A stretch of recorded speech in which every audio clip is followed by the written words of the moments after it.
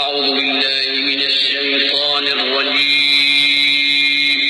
پناہ مانگتا ہوں میں اللہ کی شیطان مردود سے۔ بسم اللہ الرحمن الرحیم، شروع اللہ کا نام لے کر جو بڑا مہربان نہایت رحم والا ہے۔ یا ایھا الناس اتقوا ربکم الذی خلقکم من نفس واحدة وخلق منها زوجها وبث منهما رجالا كثيرا ونساء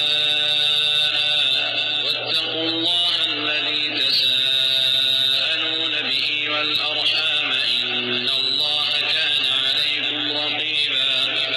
وآتوا اليتامى أموالهم ولا تتبدلوا الخبيث بالطيب ولا تأكلوا أموالهم إلى أموالكم إنه كان حوبا كبيرا۔ لوگو اپنے پروردگار سے ڈرو جس نے تم کو ایک شخص سے پیدا کیا، یعنی اول اس سے اس کا جوڑا بنایا، پھر ان دونوں سے کثرت سے مرد و عورت پیدا کر کے روئے زمین پر پھیلا دیے، اور اللہ سے ڈرو جس کے واسطے سے تم ایک دوسرے سے حقوق کا مطالبہ کرتے ہو، اور قطع رحمی سے بچو، کچھ شک نہیں کہ اللہ تمہیں دیکھ رہا ہے، اور یتیموں کا مال جو تمہاری تحویل میں ہو ان کے حوالے کر دو، اور ان کے پاکیزہ اور عمدہ مال کو اپنے ناقص اور برے مال سے نہ بدلو، اور نہ ان کا مال اپنے مال میں ملا کر کھاؤ کہ یہ بڑا سخت گناہ ہے۔ وَإِنْ خِفْتُمْ أَلَّا تُقْسِطُوا فِي الْيَتَامَى فَانكِحُوا مَا طَابَ لَكُم مِّنَ النِّسَاءِ مَثْنَىٰ وَثُلَاثَ وَرُبَاعَ فَإِنْ خِفْتُمْ أَلَّا تَعْدِلُوا فَوَاحِدَةً أَوْ مَا مَلَكَتْ أَيْمَانُكُمْ ذَلِكَ أَدْنَىٰ أَلَّا تَعُولُوا وَآتُوا النِّسَاءَ صَدُقَاتِهِنَّ نِحْلَةً فَإِن طِبْنَ لَكُمْ عَن شَيْءٍ مِّنْهُ نَفْسًا فَكُلُوهُ هَنِيئًا مَّرِيئًا وَلَا تُؤْتُوا السُّفَهَاءَ أَمْوَالَكُمُ الَّتِي جَعَلَ اللَّهُ لَكُمْ قِيَامًا وَارْزُقُوهُمْ فِيهَا وَاكْسُوهُمْ وَقُولُوا لَهُمْ قَوْلًا مَّعْرُوفًا۔ اور اگر تم کو اس بات کا خوف ہو کہ یتیم لڑکیوں کے بارے میں انصاف نہ کر سکو گے تو ان کے سوا جو عورتیں تم کو پسند ہوں، دو دو یا تین تین یا چار چار، ان سے نکاح کر لو۔ اور اگر اس بات کا اندیشہ ہو کہ کئی عورتوں سے انصاف نہ کر سکو گے تو ایک ہی عورت سے نکاح کرو یا باندی سے تعلق رکھو جس کے تم مالک ہو، اس طرح تم بے انصافی سے بچ جاؤ گے۔ اور عورتوں کو ان کے مہر خوشی سے دے دیا کرو، ہاں اگر وہ اپنی خوشی سے اس میں سے کچھ تم کو چھوڑ دیں تو اسے مزے سے کھا لو۔ اور کم عقلوں کو ان کا مال جسے اللہ نے تم لوگوں کے لیے سبب معیشت بنایا ہے مت دو، ہاں اس میں سے ان کو کھلاتے اور پہناتے رہو اور ان سے معقول بات کہتے رہو۔ وَابْتَلُوا الْيَتَامَى حَتَّىٰ إِذَا بَلَغُوا النِّكَاحَ فَإِنْ آنَسْتُم مِّنْهُمْ رُشْدًا فَادْفَعُوا إِلَيْهِمْ أَمْوَالَهُمْ وَلَا تَأْكُلُوهَا إِسْرَافًا وَبِدَارًا أَن يَكْبَرُوا وَمَن كَانَ غَنِيًّا فَلْيَسْتَعْفِفْ وَمَن كَانَ فَقِيرًا فَلْيَأْكُلْ بِالْمَعْرُوفِ فَإِذَا دَفَعْتُمْ إِلَيْهِمْ أَمْوَالَهُمْ فَأَشْهِدُوا عَلَيْهِمْ وَكَفَىٰ بِاللَّهِ حَسِيبًا۔ لِلرِّجَالِ نَصِيبٌ مِّمَّا تَرَكَ الْوَالِدَانِ وَالْأَقْرَبُونَ وَلِلنِّسَاءِ نَصِيبٌ مِّمَّا تَرَكَ الْوَالِدَانِ وَالْأَقْرَبُونَ مِمَّا قَلَّ مِنْهُ أَوْ كَثُرَ نَصِيبًا مَّفْرُوضًا۔ وَإِذَا حَضَرَ الْقِسْمَةَ أُولُو الْقُرْبَىٰ وَالْيَتَامَىٰ وَالْمَسَاكِينُ فَارْزُقُوهُم مِّنْهُ وَقُولُوا لَهُمْ قَوْلًا مَّعْرُوفًا۔ اور یتیموں کو بالغ ہونے تک کام کاج میں مصروف رکھو اور جانچتے رہو،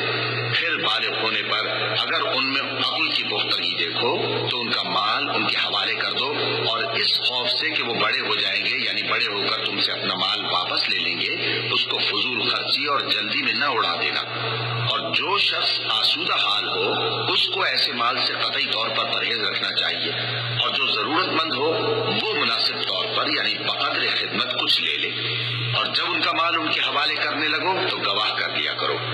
اور حقیقت میں تو اللہ ہی گواہ اور حساب لینے والا کافی ہے۔ جو مال ماں باپ اور رشتہ دار چھوڑ مریں، تھوڑا ہو یا بہت،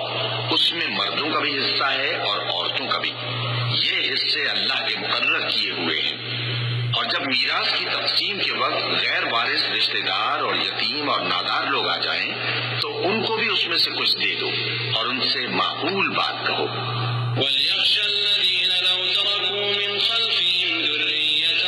ضِعَافًا خَافُوا عَلَيْهِمْ فَلْيَتَّقُوا اللَّهَ وَلْيَقُولُوا قَوْلًا سَدِيدًا إِنَّ الَّذِينَ يَأْكُلُونَ أَمْوَالَ الْيَتَامَى ظُلْمًا إِنَّمَا يَأْكُلُونَ فِي بُطُونِهِمْ نَارًا وَسَيَصْلَوْنَ سَعِيرًا يُوصِيكُمُ اللَّهُ فِي أَوْلَادِكُمْ لِلذَّكَرِ مِثْلُ حَظِّ الْأُنثَيَيْنِ فَإِن كُنَّ نِسَاءً فَوْقَ اثْنَتَيْنِ فَلَهُنَّ ثُلُثَا مَا تَرَكَ وَإِن كَانَتْ وَاحِدَةً فَلَهَا النِّصْفُ وَلِأَبَوَيْهِ لِكُلِّ وَاحِدٍ مِّنْهُمَا السُّدُسُ مِمَّا تَرَكَ إِن كَانَ لَهُ وَلَدٌ فَإِن لَّمْ يَكُن لَّهُ وَلَدٌ وَوَرِثَهُ أَبَوَاهُ فَلِأُمِّهِ الثُّلُثُ فَإِن كَانَ لَهُ إِخْوَةٌ فَلِأُمِّهِ السُّدُسُ مِن بَعْدِ وَصِيَّةٍ يُوصِي بِهَا أَوْ دَيْنٍ آبَاؤُكُمْ وَأَبْنَاؤُكُمْ لَا تَدْرُونَ أَيُّهُمْ أَقْرَبُ لَكُمْ نَفْعًا فَرِيضَةً مِّنَ اللَّهِ إِنَّ اللَّهَ كَانَ عَلِيمًا حَكِيمًا۔ اور ایسے لوگوں کو ڈرنا چاہیے جو ایسی حالت میں ہوں کہ اپنے بعد ننھے بچے چھوڑ جائیں اور ان کو ان کی نسبت خوف ہو کہ ہمارے مرنے کے بعد ان بیچاروں کا کیا ہوگا۔ بس چاہیے کہ یہ لوگ اللہ سے ڈریں اور درست بات کہیں۔ جو لوگ یتیموں کا مال ناجائز طور پر کھاتے ہیں وہ اپنے پیٹ میں آگ بھرتے ہیں اور ضرور دوزخ میں ڈالے جائیں گے۔ اللہ تمہاری اولاد کے بارے میں تم کو ارشاد فرماتا ہے کہ ایک لڑکے کا حصہ 2 لڑکیوں کے حصے کے برابر ہے، اور اگر اولاد میت صرف لڑکیاں ہی ہوں یعنی 2 یا 2 سے زیادہ تو کل ترکے میں ان کا 2/3 ہے، اور اگر صرف ایک لڑکی ہو تو اس کا نصف ہے، اور میت کے ماں باپ کا یعنی دونوں میں سے ہر ایک کا ترکے میں 6واں حصہ ہے بشرطے کہ میت کی اولاد ہو، اور اگر اولاد نہ ہو اور صرف ماں باپ ہی اس کے وارث ہوں تو 1/3 ماں کا حصہ ہے، اور اگر میت کے بھائی بھی ہوں تو ماں کا 6واں حصہ ہوگا۔